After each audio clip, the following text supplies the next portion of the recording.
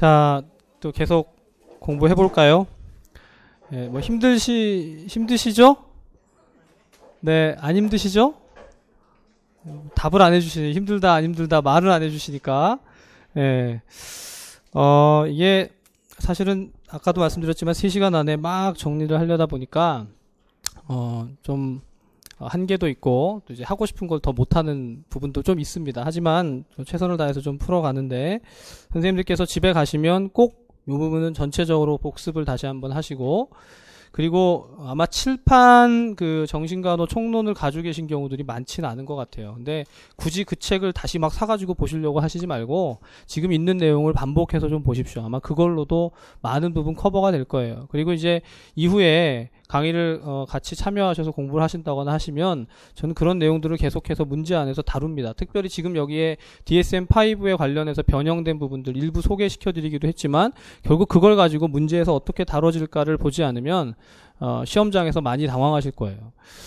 그런 연습들이 좀 필요하고, 이제 바라기는 그거죠. 이제 특강을 통해서 선생님들이 정신간호를 잘 익히시고, 만약에 공부를 계속 하시게 되면 정말 함께 하면, 저는 뭐 다른 것보다 선생님들 강의를 듣고 공부하시는데 도움을 드리기 위해서 이 자리에 계속 있으니까요. 이제 2006년부터 강의를 했으니까 한 10년 가까이 된 것 같습니다. 꽤 오래됐는데, 할수록 사실은 잘 모르겠어요. 잘 알고 자신 있습니다, 저를 따라서 들으셔야 합격합니다, 이렇게 얘기해야 되는데 참 잘 모르겠지만, 분명한 건 뭐냐면 시험은 계속해서 약간씩 변화가 돼요. 똑같지 않습니다. 약간 형태도 바뀌고 내용도 새롭게 들어가고, 그리고 선생님들이 이제 좀 황당해할 정도로 문제들이 이렇게 좀 비껴나가고 뭔가 우리가 생각했던 것하고 다른 형태로 나오지만, 분명한 거는 중요하다고 생각하고 핵심적이라고 되는 내용들은 그 안에서 문제가 나와요. 그걸 맞추는 거에 초점을 둬야지, 이렇게 비껴나가는 걸 어떻게든 맞춰보겠다, 이건 이제 굉장히 어려운 그런 접근이죠. 그래서 특별히 이제 DSM-5의 변화에 대한 것을 말씀드리는 건, 이건 비껴나가는 게 아니라 메인에 해당되는 내용입니다. 이건 반드시 아셔야 돼요. 그래서 그걸 가지고 추가적으로 더 확장을 해가는 게 필요하다. 기출문제도 그렇고 이런 변화들도 그렇고, 또 다음 주에 하게 될 아동간호도 마찬가지입니다. 아동간호도 아마 질환들을 알고 계셔도 그걸 한번 집약적으로 좀 정리해보는 시간을 가지면 아마 많은 도움이 되실 거예요. 그렇게 해서 풀어가는 시간들이 되면 좋겠고요. 자, 그래서 바로 이어서 12페이지의 14장의 인격장애 간호인데, 제가 이 부분은 인격장애는 바뀐 게 아닙니다. 인격장애는 과거 DSM-4TR에서 변화된 게 아니라 명칭만 첫 번째 보면 조현형이라고 돼 있죠. 조현성, 조현형. 과거의 분열성, 분열형. 12페이지 오른쪽 1번에 보면 A군에 해당되는 편집성, 조현성, 조현형 이렇게 분류되는, 과거와 달라지지 않았기 때문에 그 내용을 다 담진 않았지만, 중요한 건 일단 A, B, C군으로 나눠지는 것. 과거에 기출된 문제 중에 A, B, C군의 어느 군에 해당되는지, 그 다음 그 군에 해당되는 인격장애가 어떤 특성을 갖는지가 시험 문제에 아주 상세하게 객관식으로 출제됐어요. 선생님들 인격장애는 하나하나 다 아셔야 됩니다. 제가 여기에다 그건 다 담지 못했는데, 자, 13페이지에 가시면 일반적인 인격장애, 성격장애에 대한 개관이 있어요. 이 부분을 한번 보시고 정리를 좀 해보겠습니다. 13페이지 보면 일반적인 성격장애, 거기 A 항목에 보면요, 개인이 속한 사회의 문화적 기대에서 심하게 벗어난, 자, 그 다음에 지속적인 내적 경험과 행동 양식이다. 핵심이 뭐냐면 내적 경험과 행동이에요. 내적으로 뭔가 계속 경험하고 생각하고 감정을 느끼고 그러면서 동시에 행동하게 되는 것. 자, 그게 뭐냐면 첫 번째 인지, 두 번째 정동, 세 번째 대인관계에 있어서의 펑션, 네 번째는 충동 조절입니다. 이 네 가지가 인격장애를 판단하는데 굉장히 중요한 기준이 된다. 자, 인지는 뭐냐면 자신과 타인 그리고 사건에 대해서 지각하고 해석하는 방식이다. 왜 우리가 어떤 일이 벌어지면 그 일에 대해서 주변에서 이제 자기 생각들을 얘기하잖아요. 그 일은 이렇다 저렇다 판단을 하고 해석을 하는데, 굉장히 특이하게 해석하고 굉장히 치우치고 편파적인 해석들을 하는 사람들이 주변에 있을 수 있어요. 근데 그 사람이 틀린 건지 내가 틀린 건지는 사실은 알 수가 없죠. 우리가 인격장애가 아니어야, 성격장애가 아니어야 인지가 바로 돼 있다는 가정하에 판단을 해야 되는 거죠. 자, 그 다음 두 번째 정동은 불안정성입니다. 약간의 이제 감정의 기복이 있을 수 있지만 그게 굉장히 커가지고 정말 조증, 우울증을 왔다 갔다 하는 것 같이 그런 양상이면 사실은 성격장애로 구분되는 게 아니라 조증이나 우울증으로 진단이 되겠죠. 자, 가장 그 DSM-5로 가면서 차이는 뭐냐면 과거의 인격장애는 어디에 포함됐냐면 엑시스2에 포함됐어요. 다축 진단 체계의 두 번째 축에 있었다는 거예요. 선생님들 오늘 강의하면서 제가 이 축 얘기 하든가요, 안 하든가요? 어떡하죠? 빼먹은 건가요? 강의를 잘못한 건가요? 왜 이런 걸까요? 5판으로 가면서 DSM-5로 가면서 이 다축 진단 체계를 포기했습니다. 없어졌어요. 1, 2, 3, 4, 5 축이라는 것 자체가 없어요. 그렇기 때문에 일반적 성격장애, 인격장애가 몇 축에 해당된다는 얘기를 안 하고 그냥 통합해서 동일한 그런 문제로 다루고 있다. 그렇게 보시면 됩니다. 자, 그래서 B번에 보면 고정된 행동 패턴이 융통성이 없고 개인 생활과 사회생활 전반에 넓게 퍼져 있다. 그것으로 인해서 C 항목에 가면 두 번째 줄에 심각한 고통이나 기능장애를 초래한다. 그 다음 2번이 제일 중요하죠. A, B, C, D, E에 고정된 행동 패턴은 다른 정신장애의 증상이나 결과로 설명할 수 없다. 설명되면 그럼 뭐다? 그 다른 질환이다. 아까 조증, 우울증을 말씀드린 게 그겁니다. 자, 그 정도로 보시고 혹 인격장애에 대한 것을 여기까지만 보시고 끝내시면 사실 안 돼요. 인격장애는. 앞으로 이제 시험 전까지 인격장애에 대한 부분은 좀 더 살펴보고 인격장애는 익혀야 됩니다. 각각 하나하나. 선생님들이 가지고 계신 정신간호 책이나 또는 기타 뭐 어떤 자료가 되든지 이후에 제가 강의를 하게 되면 그 강의 안에서 계속해서 다루게 될 텐데 인격장애는 독립적으로 좀 보셔야 돼요. 제가 여기서 다 다루지 못한 거 너무 양이 많기 때문에 그 부분은 좀 배제를 했는데 그 부분은 좀 양해를 해주시고 꼭 보셔야 됩니다. 자, 그 다음 15장의 섭식장애 간호. 자, 우리 시험에 또 답인도로 출제됐던 것 하나가 뭐냐면 15장에 나오는 섭식장애입니다. 이팅 디스오더죠.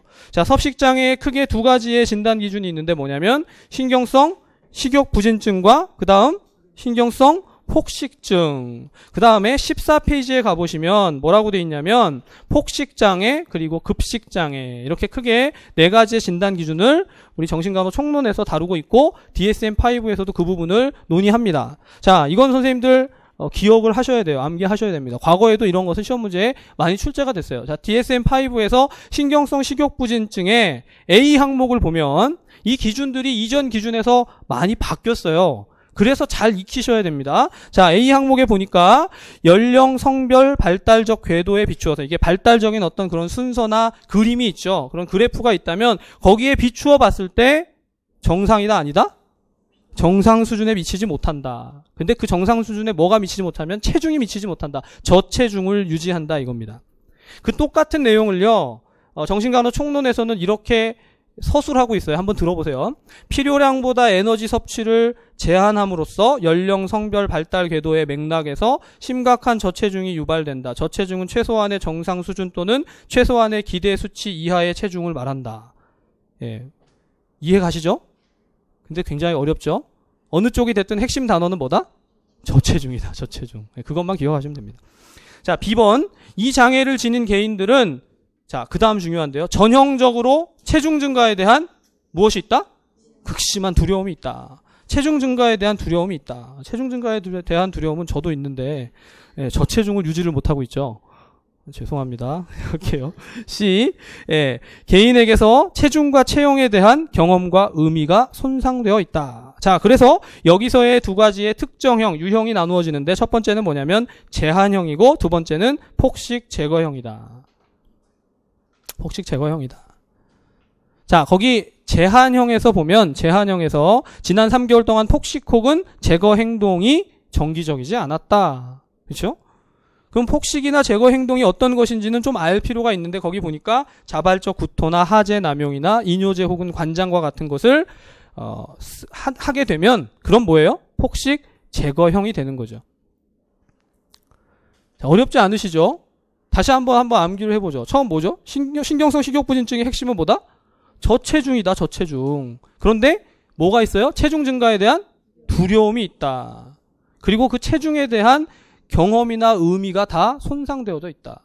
그래서 두 가지의 유형으로 나뉘는데 제한형과 그 다음 폭식 제거형 둘 중에서 어느 쪽에 해당이 되느냐. 자, 그 다음 두 번째 신경성 폭식증입니다. 신경성 폭식증. 자, A 항목을 보세요. A 항목. 폭식의 반복적 삽화.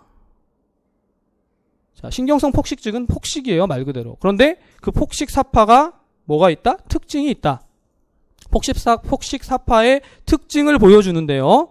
자, 첫 번째 1번. 제일 중요한 게 두 번째 줄에 나와요. 분명하게 많이 먹는다. 분명하게 많은 양의 음식을 먹는다.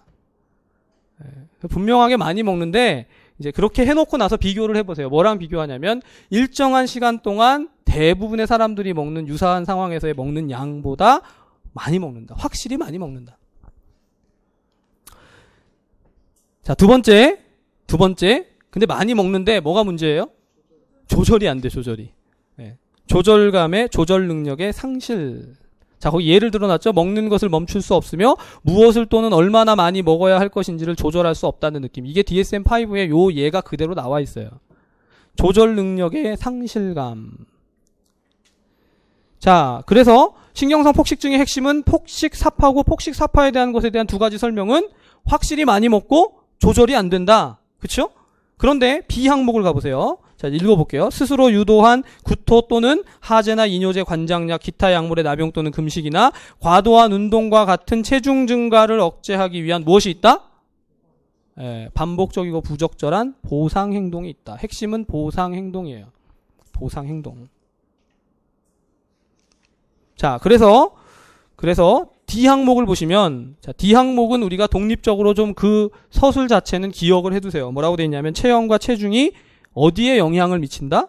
자아 평가에 영향을 미친다. 영향을 받는 거죠. 결국 자아가 평가하는, 자기 스스로 자신에 대한 체중과 체형과 체중에 대해서 영향을 많이 받는다. 이렇게 이해를 하시면 됩니다. 자, 그리고 세 번째 폭식장애 가볼까요? 폭식장애 14페이지.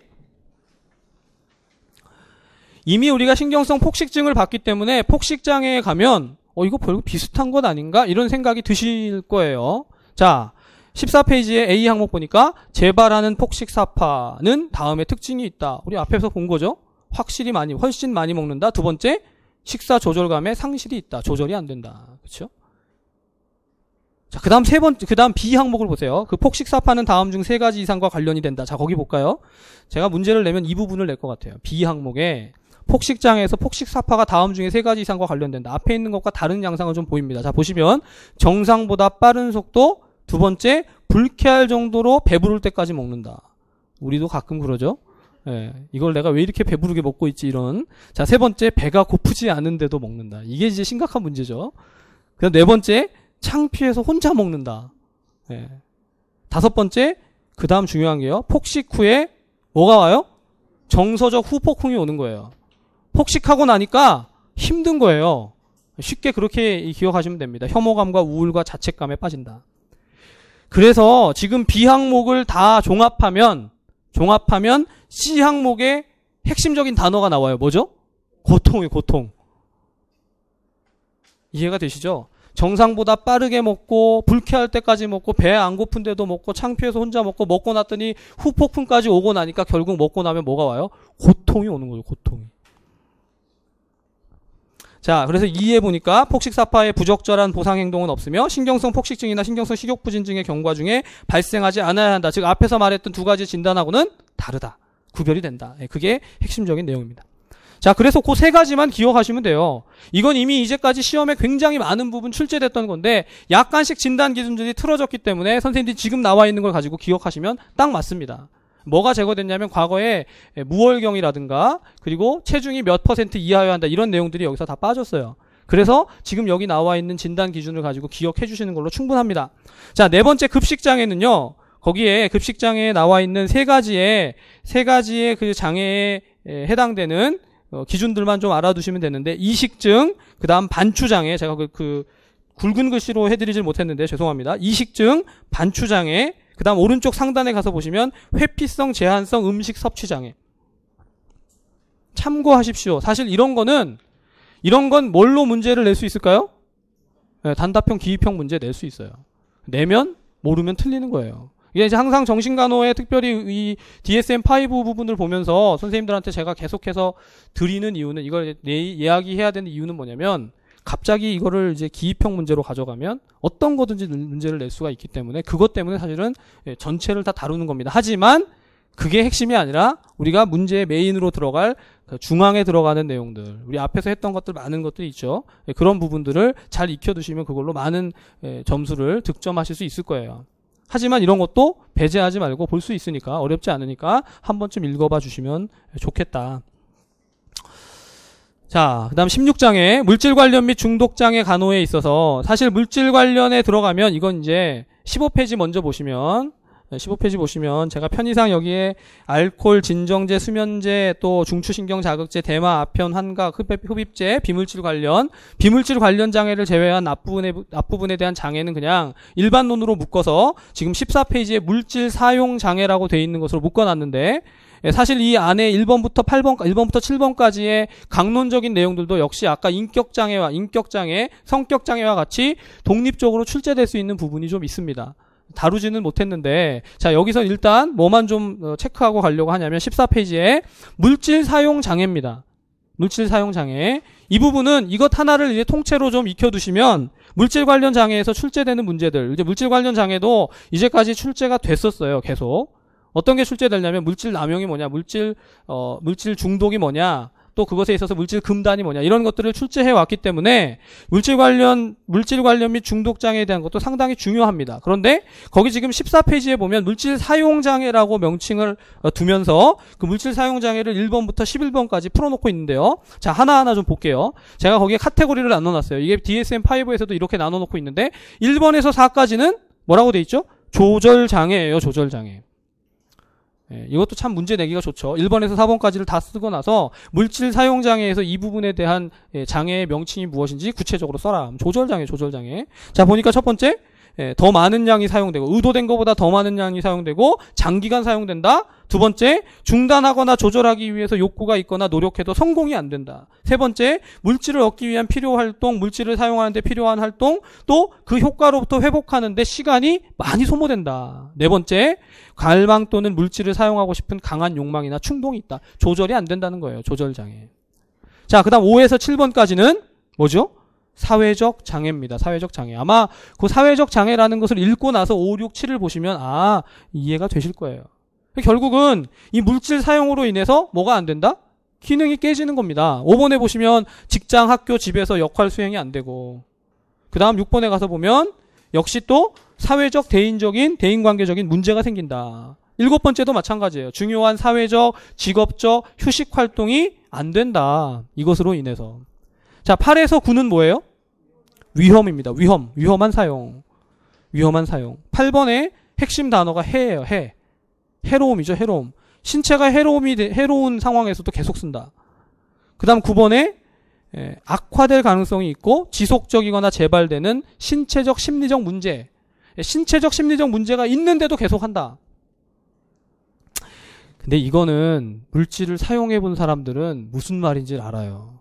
몸이 망쳐져도 그래도 내가 담배를 펴야지. 몸이 좀 이렇게 힘들어가도 내가 오늘 그래도 한잔 해야지. 이런 생각들을 하면서 여기 이제 계속해서 위험한 사용을 하게 되는 거죠. 저도 생각해보면 살아있는 게 참 기적인 사람이라. 나중에 기회가 되면 시간이 없으니까 다 못할 것 같고요. 자, 10번에서 11번까지는 제목이 뭐예요? 양리학적 기준이다. 자, 여기 10번, 11번에 나와 있는 내성과 금단이 시험에 출제됐어요. 그럼 내성과 금단을 역시나 이제 출제됐던 것은 사실 우리가 출제됐던 것은 1순위로 좀 잘 알아둬야죠. 이거 나왔으니까 안 나오겠지 하시지 말고 내성에 대해서 내가 정의할 수 있는가. 자, 내성의 정의를 1번과 2번에서 쓰고 있죠. 중독이나 원하는 효과를 얻기 위해서 물질의 현저한 증가가 요구될 때, 또 동일하게 사용했을 때 효과가 감소되는 경우. 똑같은 얘기예요. 결국은 같은 효과를 얻기 위해서 더 많은 양을 써야 된다. 그 동일한 걸 사용했을 때 효과가 감소됐다. 똑같은 얘기인데 다르게 쓴 거예요. 그 다음 11번에 다음 중 어느 하나에 의해서 발현되는 금단, 물질에 대한 특징적인 금단 증후군. 두 번째, 금단 증상을 완화시키거나 회피하도록 동일 물질이 사용될 때. 자, 요 부분은 물질 관련 장애 파트에서 선생님들이 오늘 하나 좀 가져가셔야 되는 물질 사용 장애에 대한 것은 꼭 좀 가져가시고 1번에서 4번까지, 5번에서 7번까지, 8에서 9번까지, 10에서 11번까지. 10에서 11번이 뭐라고요? 내성과 금단. 1에서 4는 뭐였죠? 조절장애. 5에서 7은 사회적 장애. 그 다음 8에서 9는 위험한 사용. 뭐 이걸 다 외우기가 쉽진 않지만 적어도 클래스를 나누고 있다는 것을 한번 생각해 두시면 정말 감사하겠습니다. 자, 그런데 열심히 보셨는데 문제를 낼 거라고 생각되는 건 뭐냐면 8번이에요. 8번. 거기 15페이지에 8번에 보면 제목이 뭐죠? 비물질 관련 장애입니다. 비물질 관련 장애. 거기에 뭐 밑줄을 치시거나 표시를 좀 하시고, 비물질 관련 장애가 DSM-5에서 들어가게 됐는데, 이 비물질 관련 장애라는 것이 무엇인가? 그 비물질 관련 장애에 포함되는 진단이 뭐냐면 거기 지금 15페이지에 나와 있죠? 도박장애입니다. 도박장애. 보셨어요? 도박장애. 도박장애의 진단 기준이 아래쪽에 지속적이고 반복적이며 문제가 있는 도박 행동으로 인해서 다음의 열관 임상적으로 의미 있는 장애나 고통을 일으키는 항목들 중에 4개 또는 그 이상이 지난 12개월 동안 나타난다. 지난 12개월 동안 나타난다. 도박장애에 대한 진단 기준입니다. 우리 나왔던 그 출제 양상들을 생각해 보면 이것도 동일하게 이 자체로 문제화할 수 있고요. 또는 도박장애에서 실질적인 그 아래에 진단 기준에 해당되는 것들을 물을 수도 있습니다. 자, 비물질 관련 장애에 또 추가적으로 고려될 수 있는 것들, 여기 고려되지 않았지만 가능성이 있는 것이 인터넷 게임이나 휴대폰 등의 중독인데, 그건 이제 진단 기준에 포함되지는 않았습니다. 과거에 이건 이제 병리적 도박이었는데 DSM-5에서 도박 장애로 이 물질 관련 장애 안에, 중독 장애 안에 포함시켜놨다. 그 정도만 보시면 좋을 것 같아요. 자, 그 다음 17장. 자, 17장은 크게 두 가지인데요. 17장에, 과거에는 17장에 뭐가 들어가 있었냐면 치매와 선망이었습니다. 근데 치매를, 명칭을 어떻게 써놨죠? 신경인지장애로 써놓은 거예요. 신경인지장애. 신경인지장애 안에 들어가는 게 알츠하이머라든가 또 혈관성 질환, HIV의 감염, 파킨슨병, 헌팅턴 무도병 이런 것들이 다 포함되는데 핵심은 인지기능의 저하가 발생했다라는 거예요. 중요한 게 그걸로 다 묶어놓은 겁니다. 첫 번째 줄에 보면 상당한 인지기능의 저하가 있는 것으로 확인된다.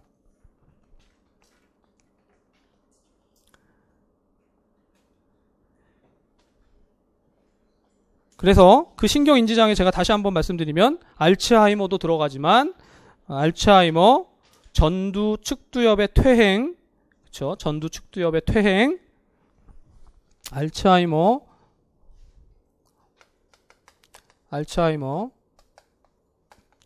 전두 측두엽의 퇴행.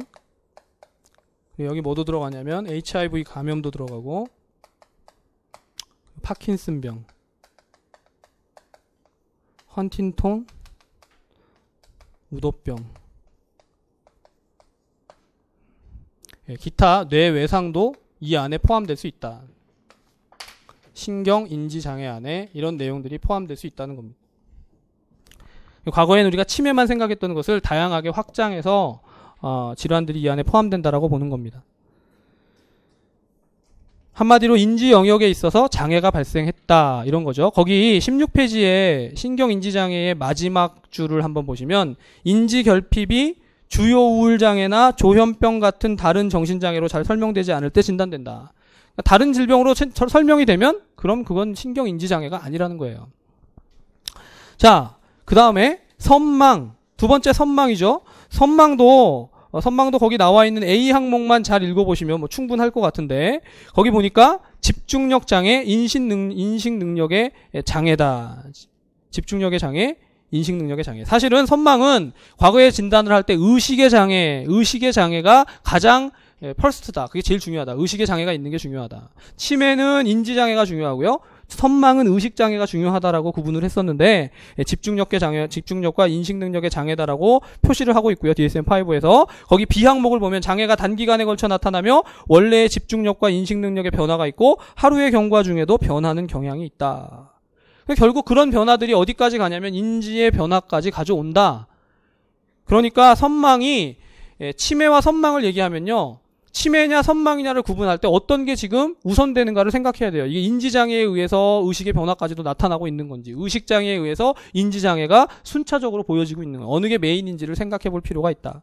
사실 그런데 이 16페이지 그러니까 17장에 해당되는 신경인지장애는 우리가 치매나 선망 부분은 어디서도 나오죠? 성인간호학에서도 다뤄지죠. 정신간호에서 다루는 맥락도 있지만 성인간호에서도 다뤄지는 부분이고, 여기서는 일단 신경인지 장애 자체가 DSM-5의 한 진단 기준으로 이렇게 다양한 질환들을 포함하고 있다는 것 정도를 좀 살펴주시고 가면 좋겠습니다. 자, 그 다음에 이제 19장에 수면과 관련된 질환들도 변화가 없어요. 이 부분은 제가 특별히 다루지 않았고요. 20장으로 바로 넘어갑니다. 20장. 아동 청소년 정신장애 간호. 자, 이 부분에서 제일 바뀐 것이 뭐냐면 두 번째 나와 있는 자폐 스펙트럼 장애입니다. 자폐 스펙트럼 장애. 우리 앞에서 또 무슨 스펙트럼이 있었죠? 뭐였죠? 예, 조현병, 조현 스펙트럼 장애가 있었죠. 여기 자폐 스펙트럼 장애가 과거에 DSM-4에서는 자폐증, 아스퍼거 장애, 소화기 붕괴성 장애, 예, 이런 내용들이 들어갔던 거, 네트 장애 등이 포함됐던 것을 지금 자폐 스펙트럼 장애로 따로 뽑아내고 있습니다. 그럼 우리가 자폐 스펙트럼 장애 자체를 그 진단 기준을 정확하게 좀 알 필요가 있겠죠. 자, 그래서 16페이지에 오른쪽에 보세요. 16페이지에 그 나와 있는 진단 기준을 좀 세밀하게 살펴볼 필요가 있는데요. 첫 번째 A 항목 보세요. 사회적 의사소통과 사회적 상호작용의 지속적인 장애로 아래 항목에서처럼 여러 영역에 걸쳐 나타난다. 그러면 핵심은 뭐냐면 사회적 의사소통과 사회적 상호작용의 장애. 의사소통의 문제, 상호작용의 문제. 자, 그래서 1번에 보니까 사회적, 정서적 상호작용의 장애가 나타난다. 위에 있는 거 지금 다시 쓴 거예요. 두 번째 가서 보니까 그 사회적 상호작용하는데 무엇이 문제다?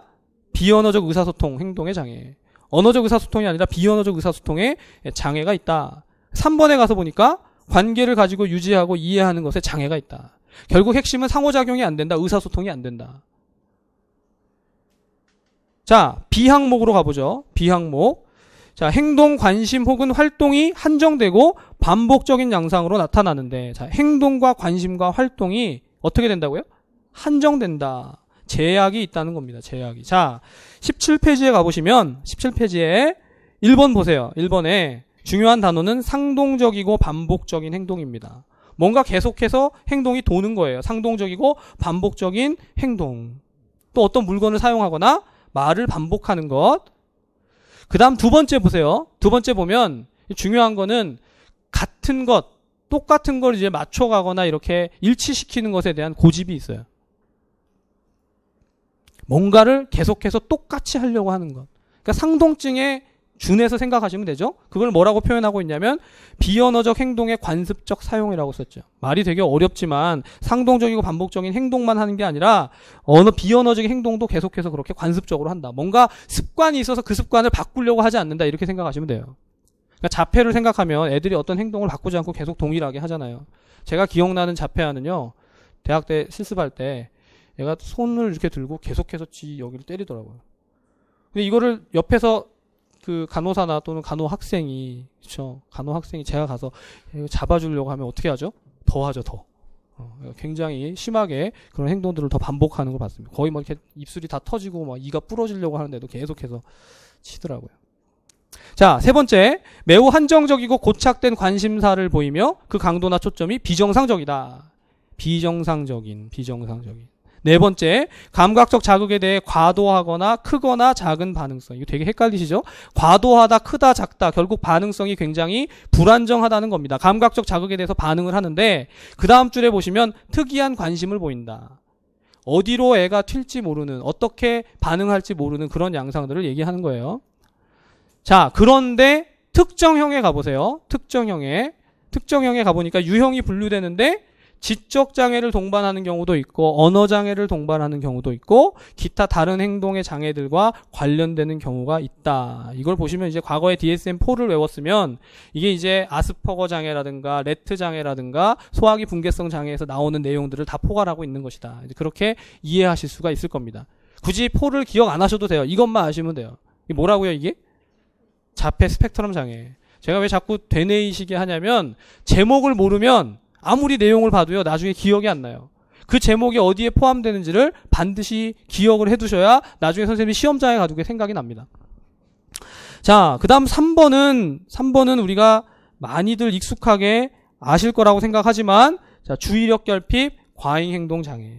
주의력 결핍, 과잉 행동 장애입니다. 자, 주의력결핍 과잉행동장애의 첫 번째 A 항목을 보면요. 부주의 및 또는 과다 행동, 충동성이 지속적 양상으로 있어서 다음 1 및 또는 2에 의해서 특징지어지는 기능과 발달을 방해한다. 자, 여긴 타이틀을 먼저 보세요. 뭐가 들어가냐면 첫 번째 부주의. 그 다음 17페이지 오른쪽 중간 부분에 보니까 과다 활동, 과다 행동과 충동성.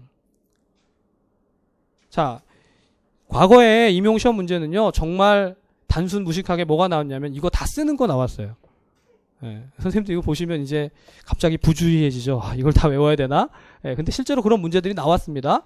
근데 이제 어떻게 더 출제될지는 우리가 정확히 알 수 없지만 분명한 건 이런 기준들을 과거에 다뤘기 때문에 적어도 주의력 결핍 과잉 행동장애 ADHD의 진단 기준이 어떤 기준으로 나눠지는지를 아셔야 하고, 자, 그 다음에 여기 B 항목에 보면 과다 활동 충동적 증상이나 부주의의 증상으로 인한 장애가 과거엔 7세였는데요. 이게 12세 이하부터 나타나는 걸로 바뀌었습니다. 바뀐 포인트는 그런 거예요. 근데 사실 우리는 진단 기준이 바뀐 것에 막 너무 매몰되실 필요는 없어요. 제가 오늘 설명드리는 게 바뀌는 거에만 포커스를 둔 건 아닙니다. 왜냐하면 전체적인 틀을 아는 게 중요하기 때문에. 그리고 18페이지에 가서 보시면 이제 진단 기준이 크게 세 가지로 특정형이 나누어져요. 제가 뭐라고 그랬냐면 유형이 나누는 게 필요하다. 유형을 나누는 것이 중요하다. 진단의 유형을 나누는 것이 중요하다. 크게 세 가지로 나뉜다. 어떻게 나뉘죠? 혼합형으로 나뉘고요. 그 다음에 부주의형으로 나뉘고 그 다음 마지막에 과다 활동, 충동형으로 나뉜다. 충동성형으로. 그러면 자, 얘네들이 어떤 건지 쓰라고 할 수 있을까요? 없을까요? 있겠죠. 부주의형이 뭐라고 돼 있어요? 지난 6개월간 A1의 진단 기준에 맞지만 A2의 기준에 맞지 않을 때. 그럼 A1은 뭐고 A2는 뭐냐? 자, 문제를 어떻게 낼 수 있냐면 실제 사례 안에서 사례의 대상자에 대한 상태가 나열이 되는 거예요. 그 상태가 부주의에 대한 게 나열되기도 하고 과다 활동과 충동성에 대한 게 나열되기도 하는데, 만약에 이 아이를 부주의형으로 진단한다면 어떤 것들이 이 아이의 진단 기준으로 포함될 수 있겠는가? 또는 과다 활동 충동성형으로 본다면 뭐가 포함돼야 되냐면 A2 진단 기준에 맞아야 되는 거죠. A1이 아니라. A2는 뭐예요? 네, 과다 활동 충동성에 해당되는 것. 손발을 움직이거나 몸을 트는데 가만히 있지를 못한다. 차분하게 못 있는다. 막 뛰어다니고 기어오른다. 그렇죠? 계속해서 쉴 새 없이 움직인다. 말을 지나치게 많이 한다. 뭐 이런 내용들이 포함될 수 있을 겁니다. 자, 거기까지 중요한 부분들은 우리가 거의 봤고요. 그 다음, 자, 네 번째 특정 학습 장애라고 되어 있습니다. 18페이지에 네 번째 특정 학습 장애. 자, 특정 학습 장애는 동반형, 즉 유형이 분류되는 거 세 가지만 기억하시면 돼요. 자, 첫 번째 뭐죠? 읽기 장애. 두 번째는 표현성 쓰기 장애. 세 번째는 수학 장애. 이걸 이제 수학 장애라고 정신의학 책에 써놨는데 산술 장애. 과거엔 산술 장애였어요. 그러니까 이게 이전의 진단 기준을 다 버린 게 아니라 가져다가 약간씩 용어를 바꾸고 씁니다. 핵심은 읽기 장애, 표현성 쓰기 장애, 수학 장애, 산술 장애. 자, 근데 읽기 장애가 어떤 건지를 아셔야 돼요. 읽기 장애가 어떤 건지. 자, 읽기 장애에 대해서 설명하라고 하고 선생님들한테 빈칸을 주면요. 반드시 들어가야 되는 내용이 뭐냐면 감각 기능이나 지능에 이상이 없는데도, 이거예요. 감각 기능이나 지능에 이상이 없는데도. 그렇죠?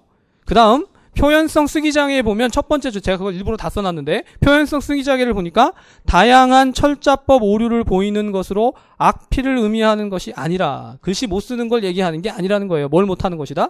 철자의 정확성이나 문법과 띄어쓰기의 정확성, 쓰기 표현의 명료성과 조직성에 장애가 있다. 그냥 글씨를 좀 이렇게 날려 쓴다, 못 쓴다 이 수준이 아니라 글을 표현하는 데 있어서의 장애가 있다. 자, 이런 거 선생님들 실전에서 서술하라고 만나면요. 정말 난해할 겁니다. 그 순간에 뭐가 되죠? 예, 표현성 쓰기 장애가 생기죠. 못 쓰겠다. 표현이 안 돼요. 그렇죠? 자, 그 다음 다섯 번째 수학 장애는 한번 읽어보시고요. 다섯 번째 틱 장애. 이것도 우리 객관식 문제로 시험에 출제됐던 건데요. 자, 틱 장애는 크게 세 가지로 나눠집니다. 뭐냐면 첫 번째 일과성 틱 장애, 두 번째 지속적 운동 또는 음성 틱 장애, 마지막에 뚜렛 장애. 자, 뚜렛 장애만 한번 보세요. 뚜렛 장애는 다양한 운동 틱과 한 개 또는 그 이상의 무엇이 존재한다? 음성 틱. 그러면 뚜렛 장애를 진단할 때는 뭐가 필요해요? 예, 운동 틱과 음성 틱이 필요하죠. 이 강의의 후반부로 가니까 다들 많이 힘드시죠? 예, 다 끝나갑니다. 그렇죠? 예, 잘 달려오셔서 선생님들 집중력이 엄청난 것 같아요. 한 분도 흐트러지지 않고 졸지도 않고. 그렇죠? 자, 그래서 뚜레짱에 중요한 음성틱과 또 운동틱이 들어간다. 그 다음 여기 중요한 거는 1년이라는 기간입니다. 1년 이상 지속돼야 한다. 자, 그래서 18페이지에 이 틱장애에 대한 것까지도 우리가 살펴봤는데, 자, 19페이지에 넘어가면 그 6번에 있는 불안장애 부분은 선생님들 제목만 보시면 선택적 함구증 그리고 분리불안장애 이 부분은 물론 이거 자체를 문제로 출제할 수 있긴 하지만 이 아동장애로 아동에 있는 부분으로 분리되는 게 아니라 정확하게는 불안장애에 해당되는 내용으로 후반부에 들어가 있어요. 제가 여기다가 써놓긴 했지만 참고하시고, 자, 어디로 가냐면 19장으로 갈게요. 19장 19페이지 19페이지에 중요한 문제가 하나 있습니다. 19페이지에 뭐가 있냐면요, 19페이지에 9번 보세요. 9번에 뭐라고 돼 있죠? 제목이 품행장애입니다. 품행장애. 아, 이게 나올 때가 됐는데, 그렇죠? 이 품행장애의 집안이 어디냐면 거기 제가 별표 쳐놨어요. 별표. 작게 별표 쳐놨죠? 뭐라고 돼 있어요? 파괴적 충동조절 및 행실장애 또는 품행장애. 행실장애, 품행장애는 같은 단어입니다. 영어로는 conduct disorder죠.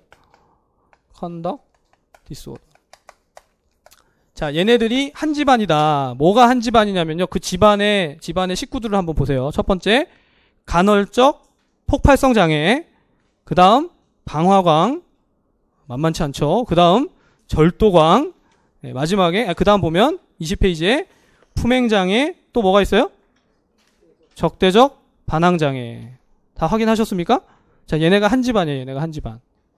근데 제가 지금 9번에다가 품행장애를 넣었던 것은 이게 실제로 이제 아동 청소년의 장애 안에서 품행장애를 다루기 위해서 넣었지만 실제로 진단의 기준은 어디 포함되는 거냐면 파괴적 충동조절 및 행실장애 안에 품행장애가 들어갑니다. 자, 그래서 어떻게 집안을 분류하든지 간에 중요한 건 우리는 시험에서 이게 이제 독립적으로 출제되는 것에 대비를 해야 되는데, 파괴적 충동조절 및 행실장애에 해당되는 해당되는 진단 기준을 3가지 이상 쓰시오. 뭘 써야 돼요? 네, 다들 지금 모르시겠죠? 다시 질문을 다시 드릴게요. 정신을 바짝 차리시고, 다 끝나갑니다 이제. 네, 파괴적 충동조절 및 행실장애에 포함되는 진단 기준을 3가지 이상 쓰시오. 뭐가 있어요? 큰일 났네요. 다시 한번. 파괴적 충동조절 및 행실장애에 포함되는 진단 기준 3가지. 방금 우리 읽었던 건데 뭐가 있어요? 간헐적 폭발성 장애, 방화광, 절도광, 그렇죠? 품행장애. 네, 적재적 반항장애까지. 이해 가십니까? 지금 마지막에 갑자기 지금 혼란이 오신 것 같아요. 자, 과거에는 품행장애를 어디다가 분류했냐면요, 아동 청소년 장애 안에다가 그냥 집어넣어 놨어요. 과거 얘기를 할 수밖에 없네요. DSM-4에서 4TR에서. 근데 이게 5로 가면서 어디로 포함시켰다? 파괴적 충동조절 및 행실장애라는 카테고리를 만든 거예요. 아시겠죠? 그래서 그 안에 지금 얘가 들어가 있는 겁니다. 지금 마지막에 나와 있는 부분이. 그래서 일단 뭐 선생님들 그 진단 기준이 어디에 포함된다는 것도 중요하지만, 그럼 품행장애가 뭐예요? 품행장애만 한번 봅시다. 20페이지 갈 바를 잘 찾아야죠. 품행장애 20페이지에 자, 첫 번째 줄 보세요. 다른 사람의 기본 권리나 나이에 적합한 사회 기준이나 규율을 위반하는 행동 양상이 반복적이고 지속적으로 있다. 그렇죠? 결국 뭐냐면 규칙을 어기는 거예요. 행실장애, 품행장애. 자, 그런데 크게 4가지의 카테고리가 있습니다. 첫 번째는 사람과 동물에 대한 공격성 몇 가지? 7가지. 그 다음에 재산 파괴 2가지, 거짓과 도둑질 3가지, 그 다음 중대한 규칙 위반 3가지. 다시 처음에 뭐라고요? 사람과 동물에 대한 공격성, 재산 파괴, 그 다음에 거짓과 도둑질, 마지막에 중대한 규칙 위반. 이게 뭐라고요? 네, 행실장애, 품행장애. 진단 기준의 4가지 카테고리다. 이런 것도 당연히 문제 출제할 수가 있겠죠. 자, 선생님들한테 문제로 물을 수 있는 건 딱 요 틀이에요. 진단 기준이 뭐냐? 제목이 뭐냐? 거기 포함되는 구체적인 양상이 뭐냐? 아니면 그걸 다 사례 안에 집어넣어 놓고 얘는 뭐냐? 그럼 얘는 어떻게 중재해야 되냐? 계속 그렇게 반복적으로 돌아갑니다. 자, 그런데 아래쪽에 적대적 반항장애도 한번 보시죠. 비교가 되는데 적대적 반항장애에 어떤 단어가 자꾸 반복되는가 한번 보세요. 분노, 이자극성, 논쟁적, 반항적 행동, 강한 복수심의 양상이 최소 6개월간 지속되고 분노, 이자극성, 논쟁적, 반항적 행동, 그리고 강한 복수심 등의 증상이 어떻게 된다? 최소 4개 이상 나타난다. 형제자매 이외에 최소 1인과의 관계에서도 이런 모습이 나타난다. 핵심이 뭐냐면 분노가 있고 이자극성이 있고 논쟁적이고 반항적이다. 그 단어를 다 종합하는 게 뭐냐면 적대적 반항적 장애입니다. 근데 뭐랑 비교되는 거냐면 품행장애랑 비교되는 거. 품행장애의 4가지 진단 기준에 뭐가 있었냐면요. 공격성이 있고 파괴가 있고 그리고 규칙 위반이 있어요. 결국 다 깨는 거거든요. 그런데 적대적 반항장애는 깨는 게 아니라 그런 분노와 이자극적인 양상 또 반항적인 행동, 논쟁적인 행동들이 들어간다. 그러니까 품행장애와 적대적 반항장애는 확실히 다른 진단 기준인 것을 우리가 구별할 수가 있습니다. 자, 항상 이게 한 집안인 것 같지만 조금 차이가 있다. 지금 품행장애나 적대적 반항장애나 그 앞에 간헐적 폭발성장애, 방화강, 절도강이 다 한 집안이에요. 어떤 집안이라고요? 파괴적 충동조절 및 행실장애에 해당되는 겁니다. 그러니까 결국은 행실장애도 행실장애지만 충동조절이나 파괴성을 갖는 것에 진단기준이 포함되어진다. 그래서 파괴적 충동조절 및 행실장애 진단기준 안에서 이 모든 것들이 포함되는 것을 기억하시고 그 중에서 품행장애가 지금 이야기했던 4가지의 진단적인 틀을 가지고 공격성을 가지고 파괴를 하고 그렇죠? 재산을 파괴하고 규칙을 깨고 이런 것으로 규정지어진다는 것을 생각하시면 됩니다. 자, 선생님들 여기 굉장히 많은 진단들을 지금 보셨는데 여기 우리 19페이지도 마저 보죠. 19페이지 보면 2가지가 있는데요. 애착장애와 배설장애가 있어요. 배설장애는 뭐 어렵지 않으실 거예요. 2가지가 있죠. 유뇨증과 유분증이 있습니다. 그건 읽어보시면 되고 바로 위에 애착장애 한번 볼게요. 애착장애 반응성 애착장애. 자, 보면 보살핌을 제대로 받지 못한 과거력. 이게 핵심입니다. 보살핌을 제대로 받지 못한 과거력. 보살핌을 제대로 받지 못하고 그 다음에 끝부분에 가보면 돌봐주는 양육자에게 억제되고 정서적으로 위축된 행동을 보이는 것. 왜 그러냐면 마지막 줄에 보면 적절한 양육이 이루어지지 않았고 양육자가 자꾸 바뀌었다. 이게 핵심이에요.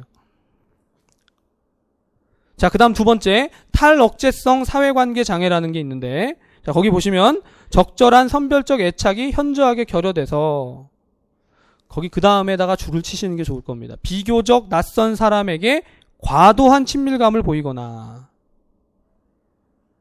비교적 낯선 사람에게 과도한 친밀감을 보이거나 무분별한 사회성을 우세하게 보인다. 차이를 아시겠죠? 2가지가 굉장히 다르죠? 예. 이게 다 애착장애에 해당된다. 자, 여기까지 보시면 진단 기준들을 우리가 쭉 다 나열하고 검토를 해봤는데, 자, 이걸 한번 생각해 보시면 좋습니다.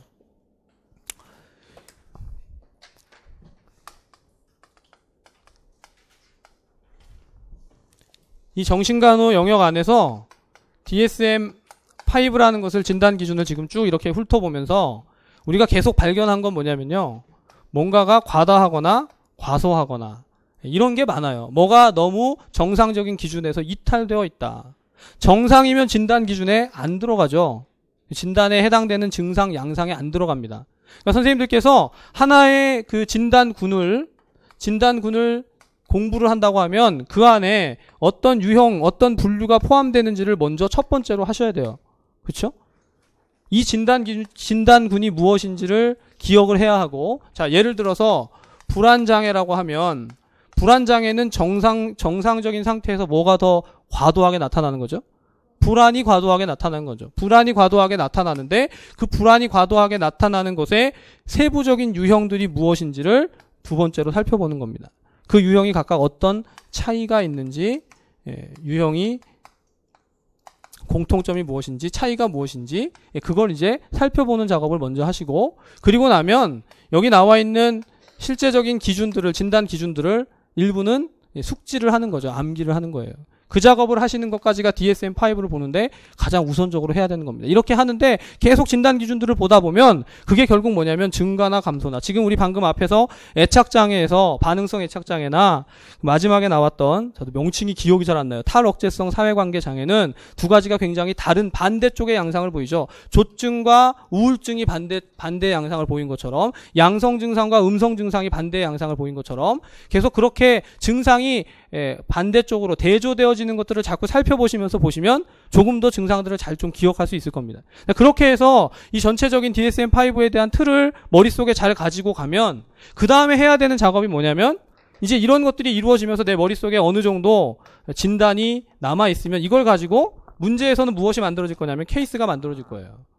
선생님들이 모의고사를 통해서 또는 뭐 영역별 문제풀이를 통해서 만나게 되는 모든 건 다 뭐냐면, 여기서 봤던 진단들을 다이렉트로 물어보거나 그 진단에 해당되는 증상들을 쓰라고 하거나 그것이 다른 진단하고 어떤 차이가 있는지를 구별하도록 하는 문제들을 주고, 그냥 그걸 그냥 있는 그대로 줄 수도 있고, 특정한 사례를 만드는 것. 제가 잘하고 제가 좋아하는 건 이겁니다. 사례를 만들어야 돼요. 근데 저만 좋아하는 게 아니라 기출된 문제들을 봐도 다 사례를 만들고 있어요. 그 사례가 어떻게 만들어졌고 거기서 어떻게 이것을 풀어가도록 하는가. 그게 서술형 문제라면 해당되는 진단에 대해서 쓰라거나 증상에 대해서 쓰라거나, 그렇죠?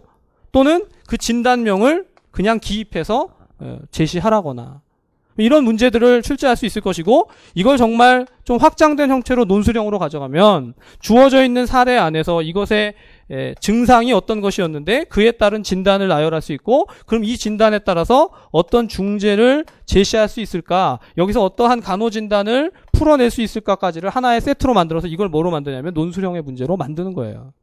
그러니까 수준이 다 다를 뿐이지만 결국은 다 어디서 기인하냐면 여기서 기인합니다. 선생님들 오늘 3시간 동안 같이 보셨던 이 정신의학적인 진단 기준들을 우리가 좀 익숙하게 알고 있는 것 가지고 시험 문제 출제될 수 있는 가능성 있는 문제들을 다 커버할 수가 있습니다. 물론 이제 아까 인격장애나 수면장애에 해당되는 파트들은 제가 지금 다 다루지 못했지만 그것을 제외한 나머지 부분은 문제에 출제된다면 기본적으로 이게 어떤 질환인지를 알고 그것에 대한 대응을 할 수가 있다. 뭐 3시간만 하고 이걸로 끝나버리는 게 아니라 이후에 선생님들이 복습도 하시고 관련된 문제들도 풀어보시고 이전에 기출됐던 것들을 찾아보시면서요, 제가 말씀드린 대로 진짜 그런지 아닌지 한번 보세요.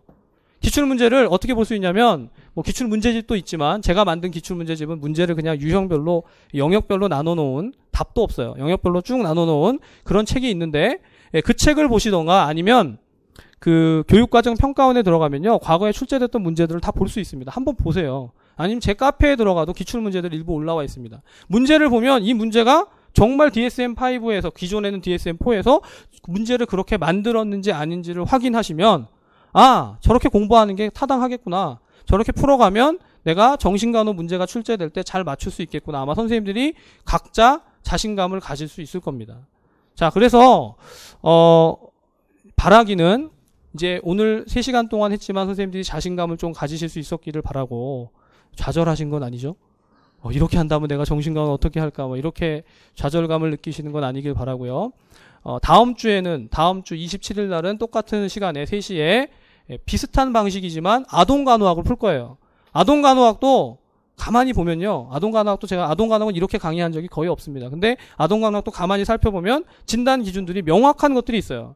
그러니까 명확한 걸 잘 붙잡아서 우리가 채워놓고 정리하고 나머지 이제 어려운 부분들은 추후에 이제 풀어가면 충분히 그런 자신감을 좀 갖고 이후에 수험 생활이 아마 진행되지 않을까.